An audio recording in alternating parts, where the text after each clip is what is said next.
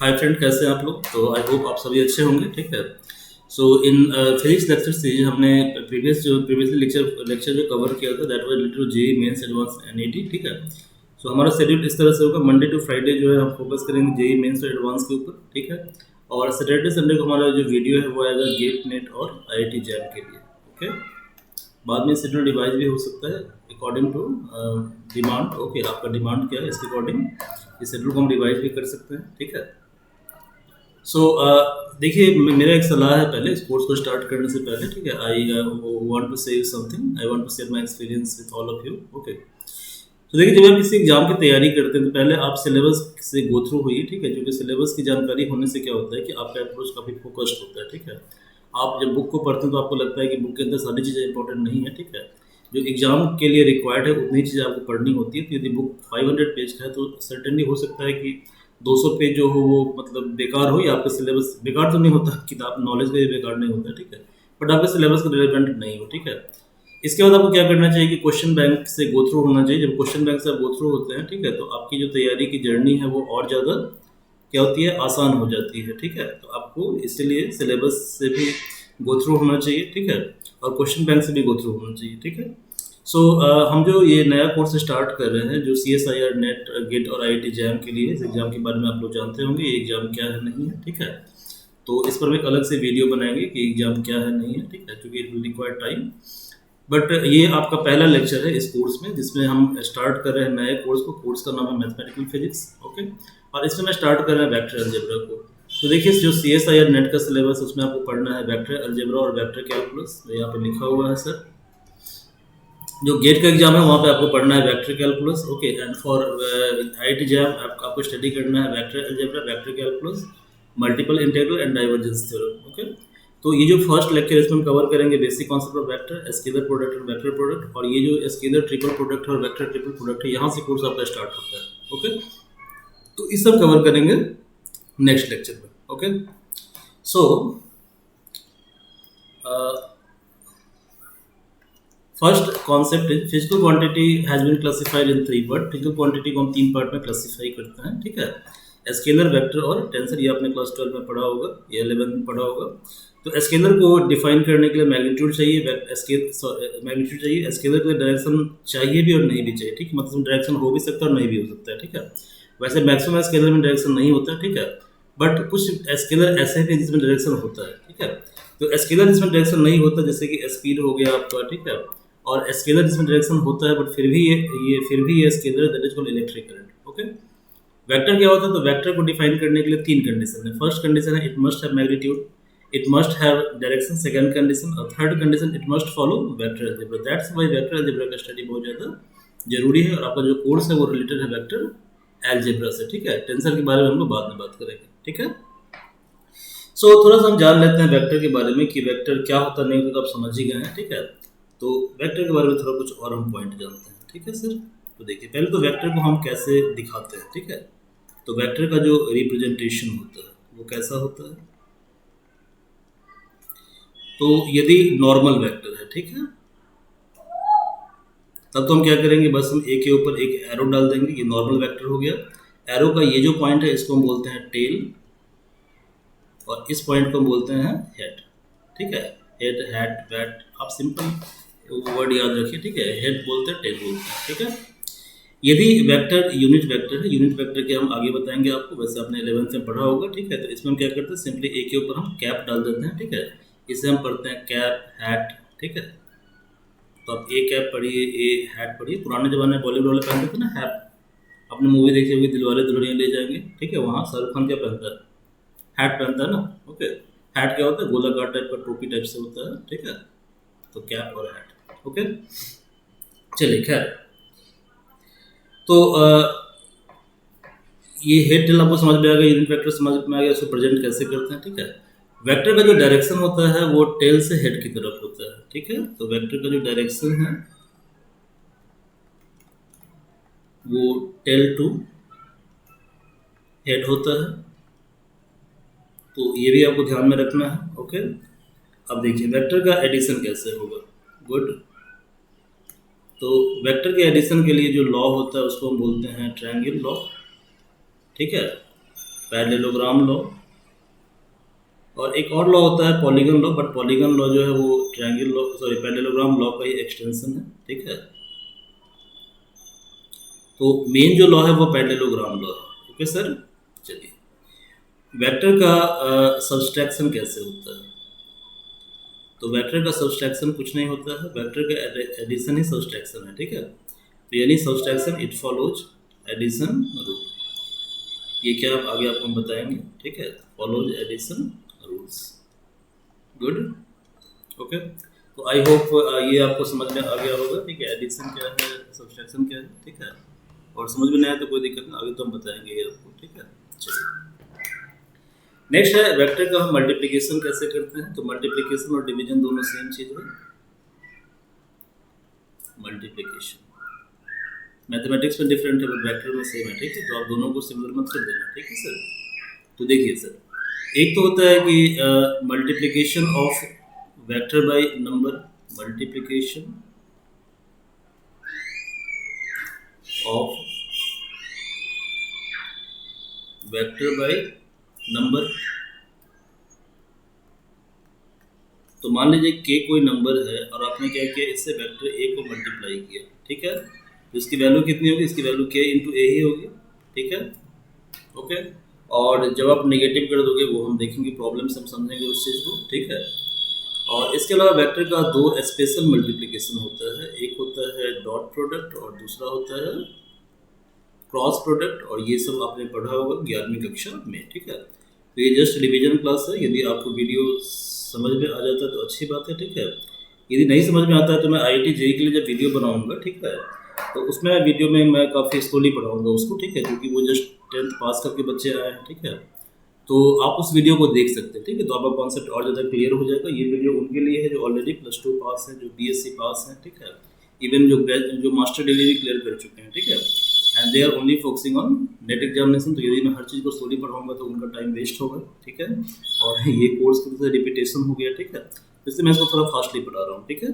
तो आपको समझ में नहीं आता तो आई एम वेरी सॉरी, ठीक है। आप एक बार फिर दोबारा आप जाकर देख लीजिएगा, IIT का वीडियो देख लीजिएगा, वो मैं अच्छी तरह से इस प्रॉब्लम को बच्चों की तरह बताऊँगा आपको, ठीक है। अब आप बच्चे होने, चलिए, सो सी द प्रॉब्लम, ठीक है। ये प्रॉब्लम SC वर्मा सर की बुक में दिया हुआ है, ठीक है। कहता क्या है कि suppose A is a vector of magnitude 4.5 unit due north. तो पहले तो आप ये समझिए कि नॉर्थ साउथ ईस्ट वेस्ट क्या होता है, आप जानते भी होंगे, ठीक है।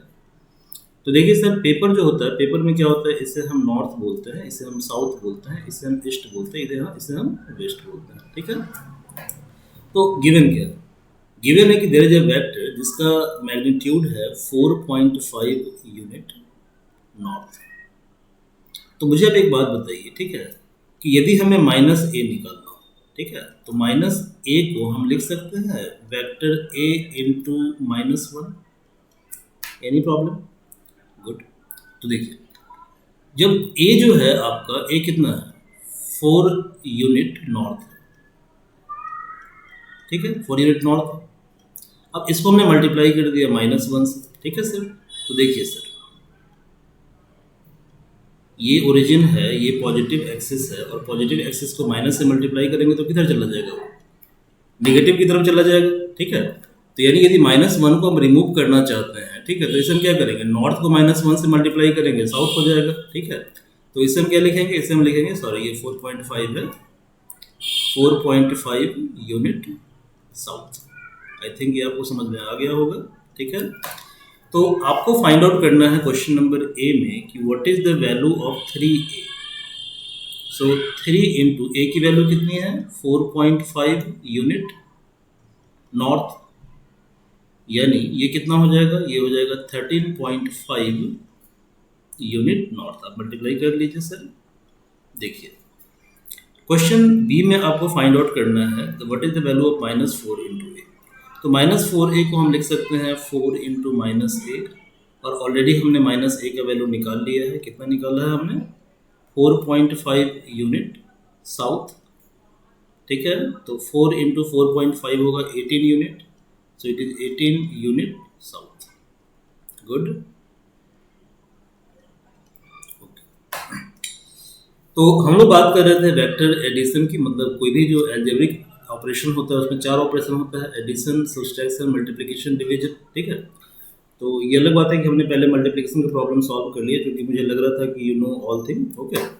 और ये जस्ट रिवीजन कोर्स है, ओके। सो फर्स्ट हम बात करेंगे वेक्टर एडिशन के बारे में, ओके। तो ये जो प्रॉब्लम आपको दिख रहा है, ये 4 प्रॉब्लम, ये एस सी वर्मा सर की बुक में दिया हुआ प्रॉब्लम है, ठीक है। और बहुत अच्छा प्रॉब्लम है ये, ठीक है। आपने इसको प्रॉब्लम को बनाया भी होगा शायद, ठीक है। सो पहले हम बात करेंगे, पहले हम वेक्टर के टाइप के बारे में बात कर लेते हैं, ठीक है। कुछ वेक्टर का टाइप बहुत ज़्यादा इंपॉर्टेंट होता है जिसको हम यूज करेंगे, ठीक है। तो देखिए वेक्टर का जो पहला टाइप होता है ये यूनिट वेक्टर होता है, बहुत अच्छा वेक्टर होता है यूनिट वेक्टर, ठीक है। तो यूनिट वेक्टर होता है, जैसे खास बात क्या होती है सर? पहली बात है इसका नाम क्या है, यूनिट वेक्टर है, ठीक है।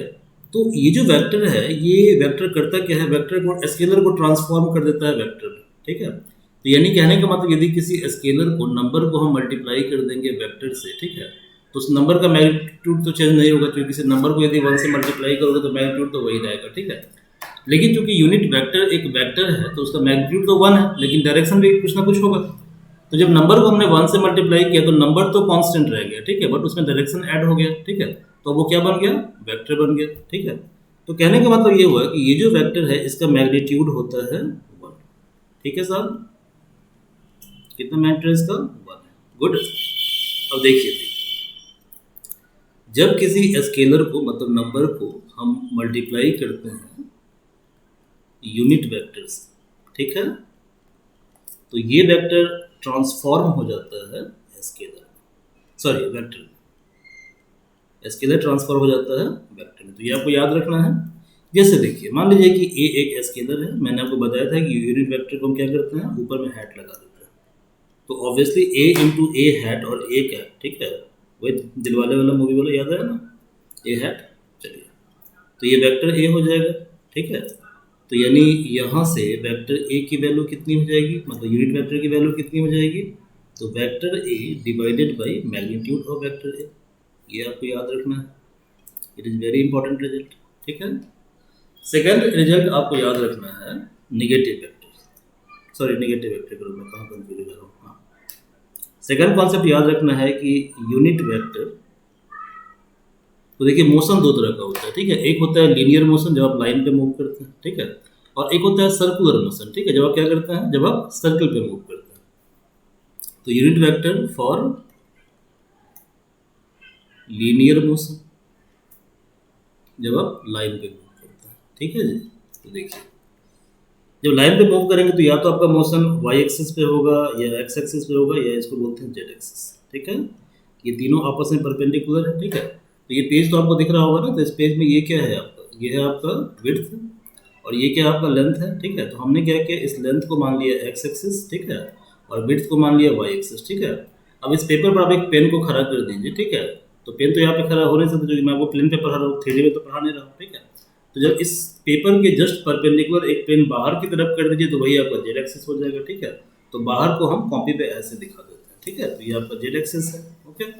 तो देखिए यूनिट वेक्टर होता है एक्स एक्सिस के लिए आई कैप, ओके, वाई एक्सिस के लिए होता है जे कैप और जेड एक्सिस के लिए होता है के कैप। और देखिए जो आई और जे ये तो प्लेन है और इसके ऊपर ये क्या है, परपेंडिकुलर है, ठीक है।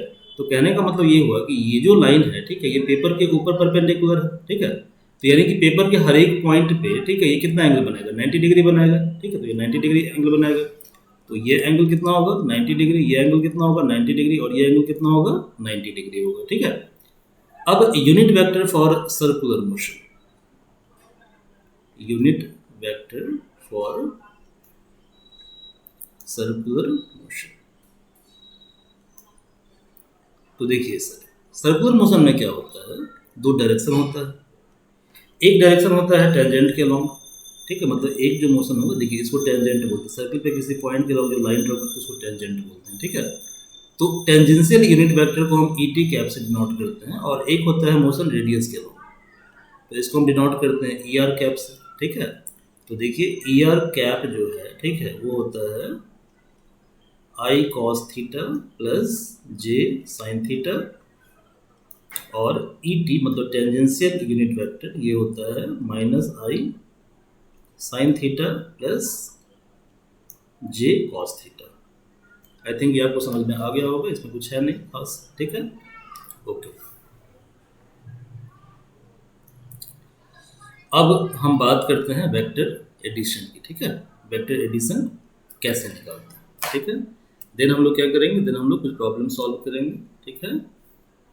तो अब हम बात करते हैं वेक्टर एडिशन के बारे में। तो देखिए वेक्टर को ऐड करने का एक खास नियम होता है, ठीक है। तो पहला तो नियम होता है ट्रायंगल रूल, ये आप क्लास 9th में पढ़े होंगे, 11th में पढ़े होंगे, बीएससी पार्ट 1 में पढ़े होंगे, ठीक है।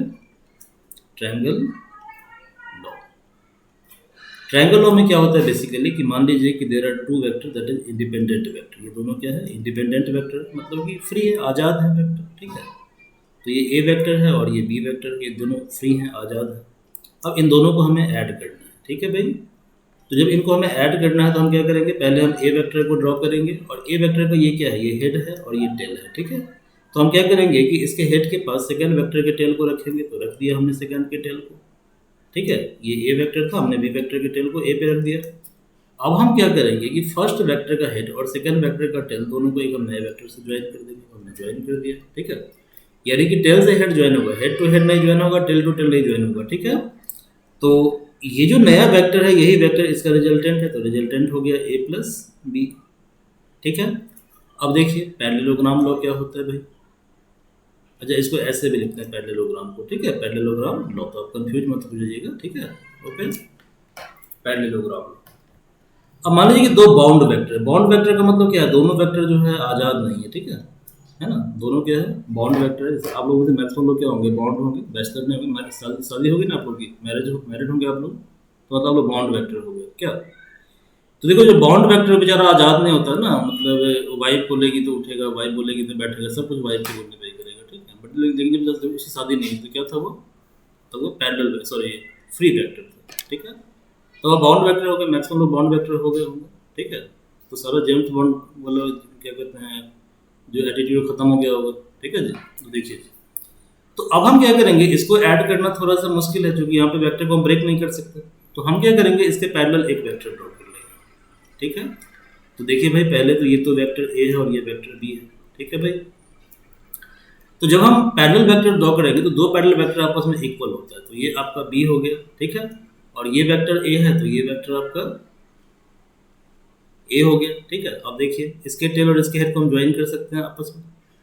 तो जब टेल को हमने हेड से ज्वाइन किया तो this vector plus this vector equal to this vector, तो ये हो गया आपका छोटे वाले ट्रायंगल में बी प्लस ए हो गया।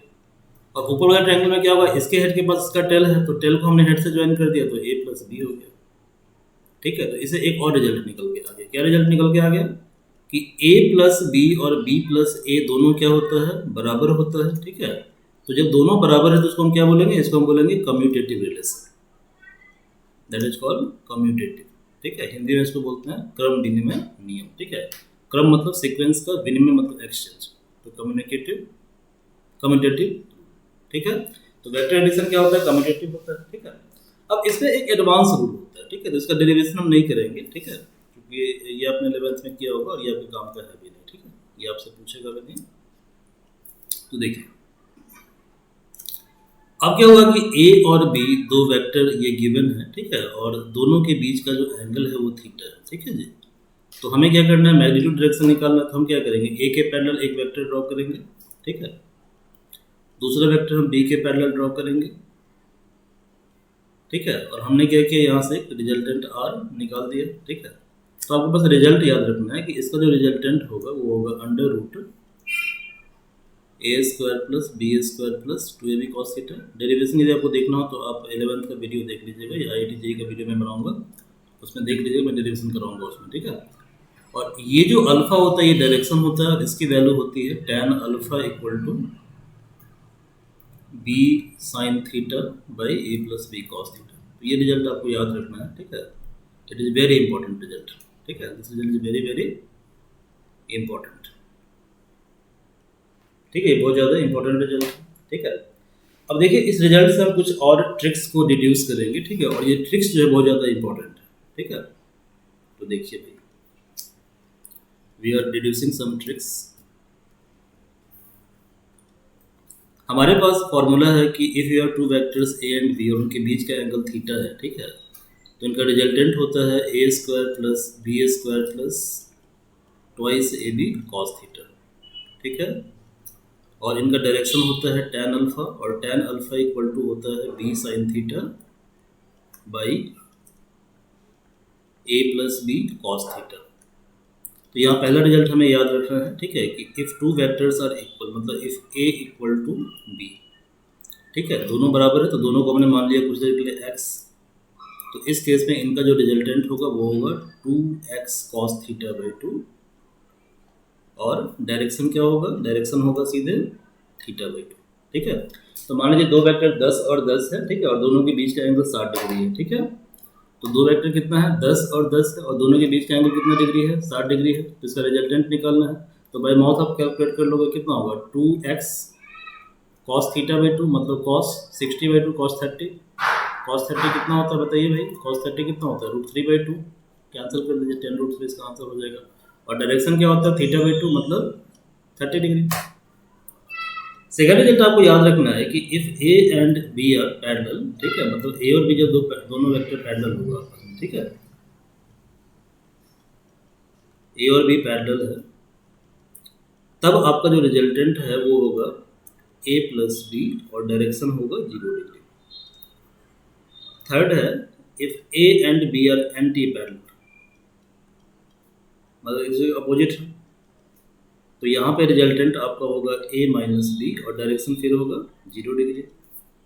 फोर्थ रिजल्ट याद रखना है कि if A and B are perpendicular, जब ए और बी परपेंडिकुलर है तो इस केस में आपका जो रिजल्टेंट है वो होगा √a² प्लस b², और डायरेक्शन होगा tan अल्फा, और tan अल्फा की वैल्यू होगी b/a।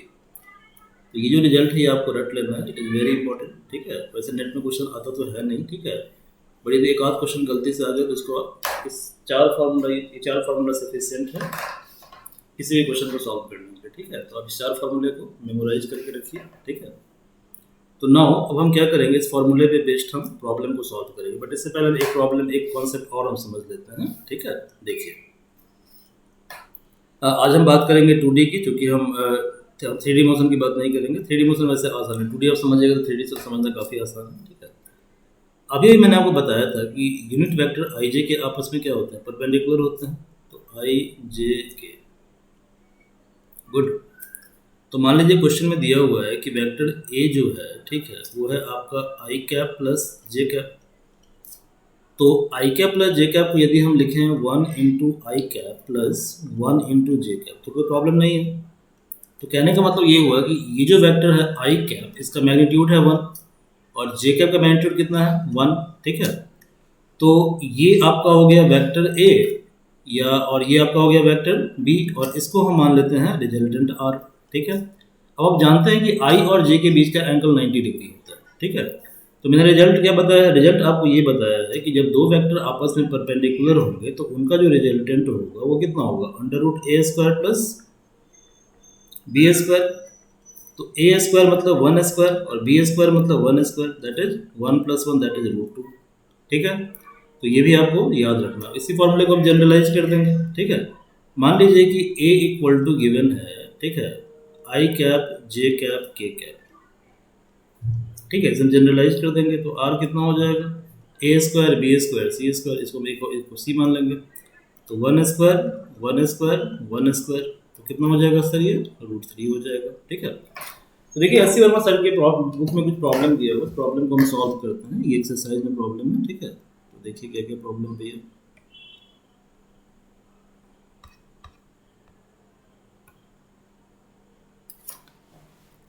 इन सारे प्रॉब्लम को हम सॉल्व करेंगे, ठीक है।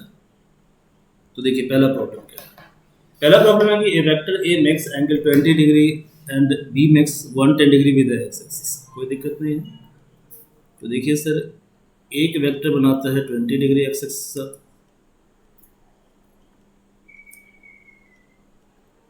और दूसरा बनाता है 110 डिग्री, दूसरा बनाता है 110 डिग्री बी वेक्टर।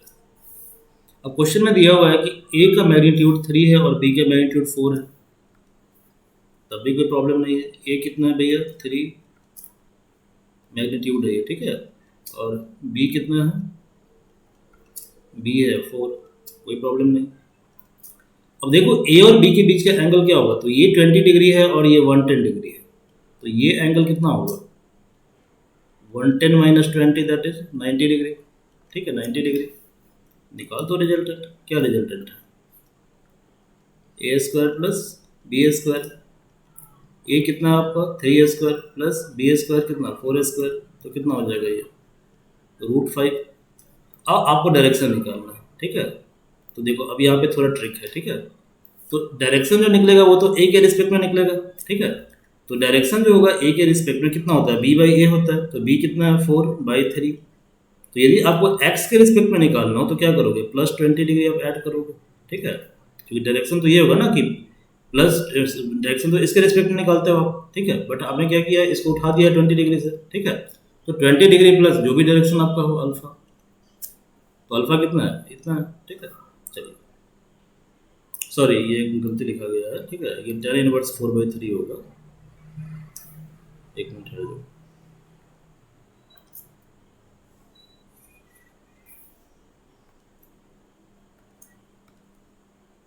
अल्फा होगा 20 डिग्री प्लस tan इनवर्स 4/3। अब जो भी इसकी वैल्यू होती है वैल्यू आप कैलकुलेटर से देख लीजिए। क्वेश्चन नंबर 2 में क्या दिया हुआ है, देखो भैया क्वेश्चन 2 में दिया हुआ कि A and B are two vectors of equal magnitude, मतलब दोनों इक्वल है। तो दोनों को हमने x मान लिया, तो x की वैल्यू कितनी दी हुई है, x की वैल्यू दी हुई है 10 यूनिट, ओके। अब कहता क्या है कि they are incline to X axis at 30 degree and 60 degree, ठीक है। तो एक वेक्टर बनाता है 30 डिग्री और दूसरा बनाता है 60 डिग्री। एक बनाता है 30 डिग्री, दूसरा बनाता है 60 डिग्री। तो दोनों के बीच का एंगल तो 30 डिग्री होगा ना, तो थीटा कितना आपका हो गया 30 डिग्री। तो रिजल्टेंट कितना बताया था आपको, 2x cos θ/2। अब x कितना है आपका 10 और cos थीटा कितना है 30/2, तो कितना हो गया 20 cos 15। This is your answer. Now you have to find the direction. तो डायरेक्शन क्या होगा tan अल्फा। तो tan अल्फा क्या था, सॉरी अल्फा क्या था, सीधे अल्फा निकाल लो, tan अल्फा क्या निकालोगे θ/2, तो 15 डिग्री, ठीक है। तो 15 डिग्री होगा इसके रिस्पेक्ट में, ठीक है। तो एक्चुअल कितना होगा 30 + 15 दैट इज 45। थर्ड क्वेश्चन देखो। थर्ड क्वेश्चन कहता है कि ए बी सी 3 वेक्टर है, पहला का तीनों का मैग्नीट्यूड इक्वल है। देखो क्वेश्चन थोड़ा टफ कर दिया। कितना एंगल बना रहा है 45 डिग्री, 135 डिग्री, 315 डिग्री, ठीक है। तो क्या निकालना है, डायरेक्शन निकालना है। वेरी इजी क्वेश्चन, देखो क्या है।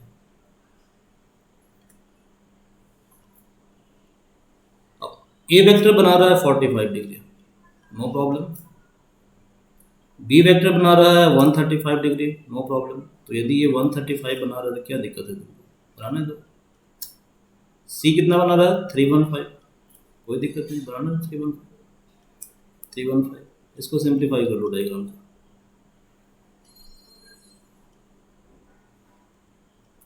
ए कितना बना रहा है 45, ठीक है। बी कितना बना रहा है, तो देखो बी बना रहा है 135, ठीक है। तो ये कितना होगा 45। सी कितना बना रहा है, तो सी बना रहा है 315, तो ये पूरा का पूरा कितना है 315 है। तो ये कितना होगा 45। अब दिया हुआ है कि बी भी 100 है और सी भी 100 है, ओके। और ए भी कितना है 100 है। और तुम्हें निकालना क्या है, तुम्हें निकालना है ए प्लस बी प्लस सी निकालना है, ठीक है जी। ये निकालना कोई दिक्कत नहीं है। देखो बी और सी क्या है, अपोजिट है ना जी। बी और सी जो है ये एक बी इधर है और सी इधर है, तो दो वेक्टर अपोजिट होगा और दोनों का मैग्नीट्यूड सेम होगा, तो वेक्टर कैंसिल आउट हो जाएगा। तो बी प्लस सी कितना होगा 0 होगा ना, क्योंकि सी इक्वल टू -b। तो ये तो टर्म भैया 0 हो गया। तो ये कितना हो गया, ये हो गया a प्लस 0। तो ये हुआ वेक्टर ए, और वेक्टर ए जितना दिया हुआ है वही इसका आंसर हो जाएगा 100 यूनिट, ठीक है। This is answer. डायरेक्शन कितना होगा 45 होगा, ठीक है। चलिए अगला क्वेश्चन देखिए, बड़ा अच्छा क्वेश्चन है। a equal to 4i + 3j है, कोई दिक्कत नहीं है। a equal to 4i + 3j, मतलब एक वेक्टर x एक्सिस पे है, दूसरा y एक्सिस पे है, ठीक है। जो b वेक्टर है वो कितना है भैया, वो है आपका 3i + 4j। सॉरी कभी कभी जो है ना ये वर्ड वाले प्रॉब्लम होते हैं, ठीक है। We are extremely sorry from the side of Bill Gates साहब लेकिन उनका डाइवोर्स हो गया, बहुत फ्रस्ट्रेट है बेचारे, ठीक है, बुढ़ापे में डाइवोर्स का जी। 3a+4j। तो आपको निकालना क्या है, आपको निकालना है magnitude of A B, a+b, a-b, no problem.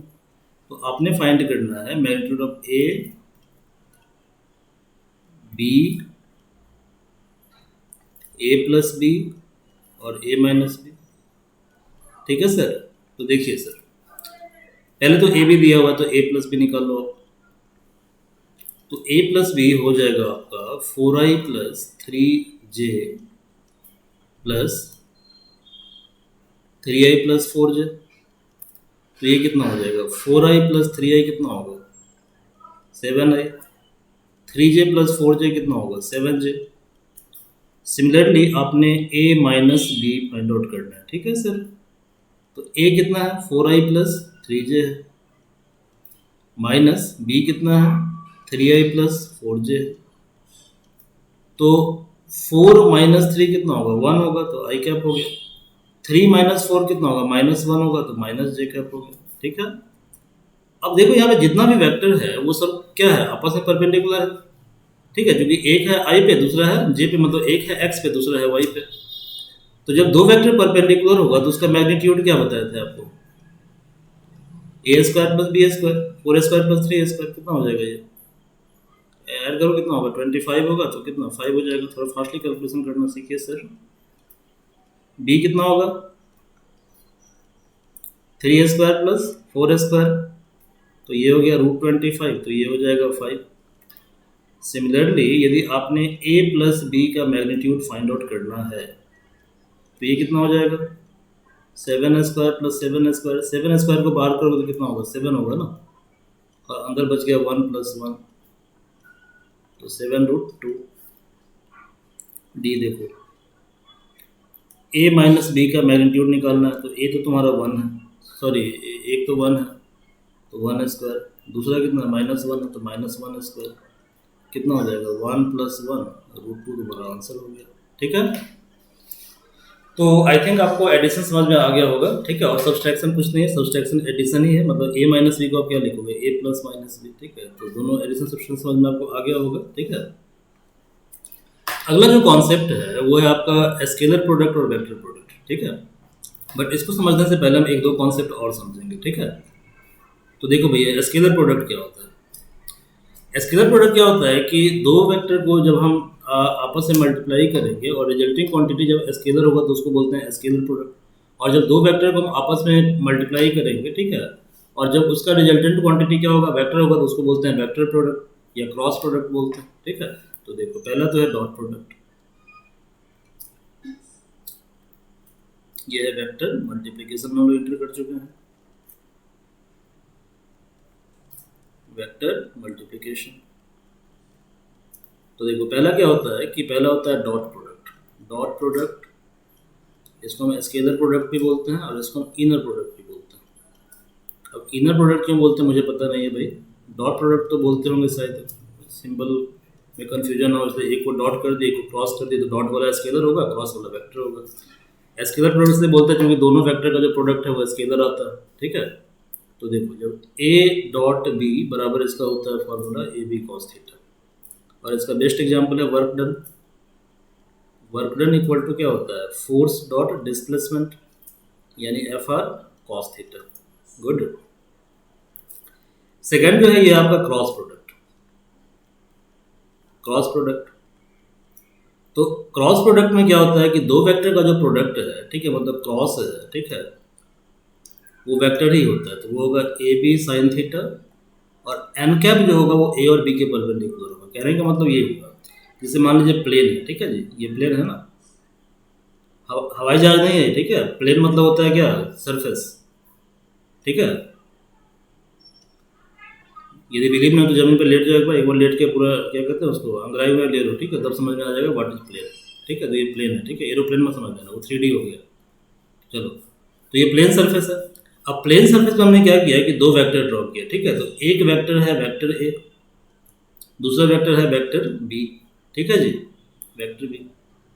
अब तुम क्या करो कि अपने दाएं हाथ है ना आपके पास, तो दाएं हाथ का जो चार फिंगर है, चार ही फिंगर, ठीक है, अंगूठा को छोड़ देना। तो चार फिंगर को वेक्टर ए पे रखो, ठीक है, और जैसे हम थीटा को घुमा रहे हैं वैसे घुमाओ तुम थीटा की तरफ। तो जब थीटा की तरफ तुम घुमाओगे चार फिंगर को, ठीक है, देखो ये डायरेक्शन है ना, एरो का डायरेक्शन थीटा की तरफ, तो मतलब चार फिंगर को बी की तरफ ले जाओ, ठीक है, तो तुमको दिखेगा कि थंब जो है, ठीक है, प्लेन के बाहर आ रहा है, ठीक है, मतलब सरफेस के परपेंडिकुलर है, ठीक है। तो ये हो गया तुम्हारा ए क्रॉस बी, इसको बोलते हैं ए क्रॉस बी। अब जब कोई चीज़ सरफेस के बाहर आता है, ठीक है, तो उसको हम डायरेक्शन में दिखाते हैं ऐसे, ठीक है, ओके। अब मान लो तुमको बी क्रॉस ए निकालना हो, कोई दिक्कत नहीं है, बी क्रॉस ए निकाल लो, तो देखो ये माइनस थीटा हो गया। तो अब क्या करो, अब देखो बी से स्टार्ट कर रहे हो ना, तो बी पे फोर फिंगर को रखो, थोड़ा सा डिफिकल्ट होगा, ठीक है, तो हाथ को घुमा लो पूरा, ठीक है, तो बी को रखो फोर फिंगर पे और ए की तरफ उसको टर्न कर दो, ठीक है। अब तुमको दिखाया जाएगा कि उंगलियां जो तुम्हारा पेज के अंदर जा रहा है, काजी, तो उंगली का तुम्हारा पेज के अंदर जा रहा है, बुझ रहे हो कि नहीं बुझ रहे हो, ये क्या हो गया, बी क्रॉस है। तो जब पेज के अंदर जाएगा तो उसको दिखाते हैं क्रॉस से, क्रॉस का मतलब इनसाइड द पेज और डॉट का मतलब coming out of the page, ठीक है। तो ये हो गया ए क्रॉस बी यानी A B sine theta N, ठीक है। तो ये जो अभी आपको मैंने बताया कि हाथ कैसे घुमाते हैं, ठीक है, चिटिया कलाइया जो बताया मैंने आपको, ठीक है, इसको बोलते हैं राइट हैंड थंब रूल। क्या बोलते हैं? राइट हैंड थंब रूल, ठीक है। तो देखो जो ए क्रॉस बी है, अब चूंकि ये वेक्टर है तो इसका जो मैग्नीट्यूड होगा, ठीक है, that is A B sine theta, जबकि इसका डायरेक्शन जो होगा, ठीक है, वो क्या था, चिटिया कलाइया है। एग्जाम में लिख मत देना, ठीक है, राइट हैंड थंब रूल है, क्या है, राइट हैंड थंब रूल, ठीक है। और ये क्रॉस का मतलब क्या है कि कमिंग इनसाइड द पेज, मतलब माइनस जेड एक्सिस, और डॉट का मतलब क्या है, coming outside the, coming out from the page, मतलब कि प्लस जेड एक्सिस, ठीक है। अब एक प्रश्न हम सॉल्व करते हैं, ऐसे वर्मा सर ने दिया है प्रॉब्लम को। प्रॉब्लम में है कि दो वेक्टर है जिसका मैग्नीट्यूड 2 और 3 है, ठीक है, तो कोई दिक्कत नहीं है, ए जो है 2, देखो मैग्नीट्यूड को आप या तो ऐसे लिख सकते हो या ऐसे लिख सकते हो, ठीक है, दोनों लिख सकते हो, ठीक है, तो दोनों राइट है, तो इतना मेहनत क्यों करोगे, डायरेक्टली लिखो ना ए भाई, ठीक है। चलो बी कितना है, बी है आपका 3.0 मीटर और थीटा कितना है 60 डिग्री, गुड। तो देखो भैया ए डॉट बी, ये तो स्केलर है, तो ये हो गया ए बी कॉस थीटा। अब ए आपका 2 है, बी आपका 3 है और थीटा कितना है 60। कॉस 60 कितना होता है 1/2 या √3/2, तो भैया बहुत लोग बोलेगा √3/2, साइन 60 होता है √3/2, ठीक है, तो 3.0। अब देखो ए क्रॉस बी, दोनों का मैग्नीट्यूड निकालना है ना, तो ए क्रॉस बी, तो देखो जब मैग्नीट्यूड निकालना होगा ए क्रॉस बी का, ध्यान दो यहाँ पे एक चीज मैंने छोड़ दिया है, ठीक है, आजो भाई बिलगेट्स, कहाँ था बिलगेट्स, हाँ देखो, अच्छा हमने छोड़ा नहीं, ठीक है। देखो ये एन का यूनिट वेक्टर है, इसका मैग्नीट्यूड कितना होगा 1 होगा, ठीक है, तो इसलिए डायरेक्टली ये ए बी साइन थीटा हो गया, तो ये हो गया ए बी साइन थीटा। तो ए तुम्हारा कितना है 2, बी कितना है 3 और साइन 60, साइन 60 कितना होता है, ये होता है √3/2, ठीक है, दिस इज √3/2, 2 कैंसिल हो गया तो कितना हो गया ये 3√3। ये समझ में आ गया आपको, कोई दिक्कत है यहाँ तक? चलिए वेरी वेरी गुड। अब देखिए ये क्वेश्चन बड़ा इंटरेस्टिंग क्वेश्चन है। अब इसमें क्या हो गया देखो, इसमें कहता है क्या कि भैया इसके बीच का एंगल निकालिए, ठीक है,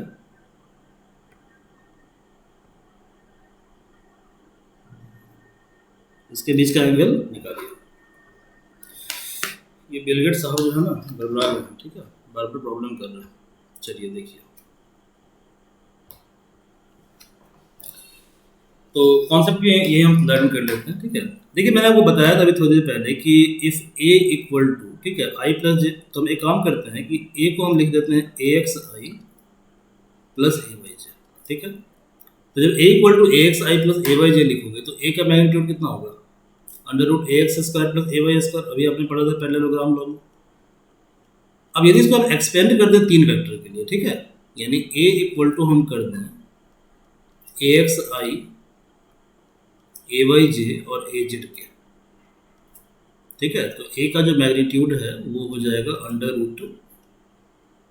√ax² ay² az², ऐसे या b के लिए लिख सकते हैं, ठीक है। आपको निकालना है दोनों के बीच का angle, not a problem at all. देखिए जब कोई वेक्टर इस फॉर्म में दिया हो, मतलब एक वेक्टर ए ऐसे है और दूसरा वेक्टर बी ऐसे है, ठीक है, ये सब आपने 11th क्लास में पढ़ा होगा, इसलिए मैं शॉर्टकट में खींच रहा हूँ इसको, ठीक है। तो इस केस में ए डॉट बी जो होता है, ठीक है सर, वो होता है A X B X, A Y B Y और ए जेड बी जेड। इसको आप इक्वेशन फर्स्ट मान लीजिए। अब ये जो ए है भैया, ये तो क्या कहते हैं, ए डॉट बी को आप लिख सकते हो A B cos theta, A B cos theta. इसको हम शॉर्ट में लिखते हैं पेज बचाने के लिए, कंजूसी करते हैं थोड़ा सा भाई, summation A X B X. तो कॉस थीटा की वैल्यू कितनी हो जाएगी, summation A X B X by A B, ठीक है। आपको समझ में नहीं आ रहा तो दोबारा आप IIT JEE वाला वीडियो देख लीजिएगा, वहाँ मैं अच्छी तरह से पढ़ाऊंगा इसको, ठीक है, शॉर्टकट में इसको पढ़ाऊंगा, इसी चीज़ में पढ़ाऊंगा 5 लेक्चर में, 5 to 6 वीडियो, ठीक है। तो देखिए भैया, ये जो ए है ये A X square A Y square A Z square है, ऐसे बी क्या है B X square B Y square B Z square है, ठीक है। और ए डॉट बी है A X B X A Y B Y A Z B Z. तो ए एक्स कितना है भाई, देखो 2, बी एक्स कितना है 3, ए वाई कितना है 3, बी वाई 4, ए जेड कितना है 4, बी जेड कितना है 5, कितना हो जाएगा ये 2 3 जा 6 प्लस 12 प्लस 20, 12 प्लस 6 18 होगा, तो 20 प्लस 18 कितना होगा 38, ठीक है। चलो ये तुम्हारा निकल गया, ठीक है। अब निकालना है तुमको ए। तो ए कितना है अंडर रूट ए एक्स स्क्वायर मतलब 2 स्क्वायर मतलब 4, 3 स्क्वायर मतलब 9, 5 स्क्वायर मतलब 4 स्क्वायर मतलब 16। तो ये कितना हो गया रूट 29 हो गया। ऐसे ही बी निकालना है, तो बी एक्स स्क्वायर मतलब 3 square 9 plus 16 plus 25, 9 plus 16 plus 25, ये हो गया रूट 50, ठीक है। अब देखो तुमको ये मालूम है वैल्यू पुट कर दो, ये आंसर आ जाएगा, ठीक है। तो इसका आंसर होगा cos theta equal to 38 by root something होगा, कितना होगा 5 9। चलो मैं तो टाइम वेस्ट नहीं करूँगा, इसको कैलकुलेट कर लो, ठीक है, क्योंकि एक चीज़ बहुत इंपॉर्टेंट है पढ़ाना मुझे, ठीक है। चलो ये लास्ट क्वेश्चन है, ठीक है। अब देखो जब ए और बी जब कंपोनेंट फॉर्म में दिया और आपको ए क्रॉस बी निकालना हो, ठीक है, तो ए क्रॉस बी का फॉर्मूला होता है आई कैप जे कैप के कैप, मतलब ये डिटर्मिनेंट इसको हम सॉल्व कर देंगे। आई का कंपोनेंट क्या होगा ए एक्स बी एक्स, जे का कंपोनेंट क्या होगा ए वाई बी वाई, और इसका कंपोनेंट क्या होगा ए जेड बी जेड।